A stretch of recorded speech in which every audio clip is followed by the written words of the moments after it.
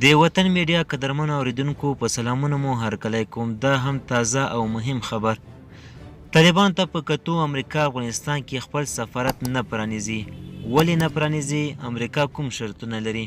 دوستانو ویډیو را سره تر پای وګورئ. که چیرته مو زموږ چینل نوی سبسکرایب کړئ چینل سره ضرور سبسکرایب کړئ.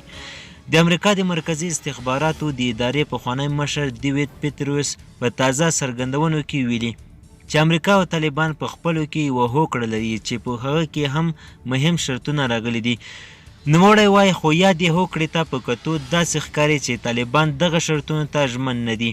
د پیټریوس په وینا د ښځو د امنیت تامین، زده کړو ته د دوی پرېښودل، د کار زمینه برابرول او د بشري حقونو رعایت کول تر ټولو مهم شرطونه دي.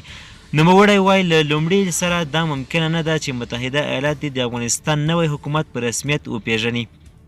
د هغه په خبره که دا کار وشي بیا هم له دې سره به هم امریکا خپل سفارتي فعالیتونه په افغانستان کې پیل نه کړي. سرچینه دغه راز وایي چې دمګړی طالبان مهم تجهیزات او وسلې په واک کې لري، خو که احتیاط ونه شي په راتلونکي میاشت کې یې د خرابېدو امکان شته. نوموړی زیاتوي یا د وسلې ښایي د پرزو او امکاناتو د نشتوالي له امله له کاره ولویږي.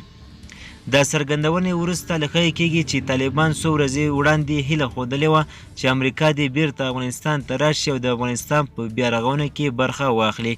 د یادونې ده چې طالبان د حکومت له راتګ شاوخوا 4 میاشتې ووتې، خو لا هم دوی د هیڅ هیواد له لوري په رسمیت نه دي پیژندل شوي او نه هم د رسمیت پیژندلو هیلې شته دي، ځکه دوی لا هم هغو شرطونو ته ژمن نه دي کوم چې د دوی د رسمیت پیژندلو پروسې سره مرسته کولی شي.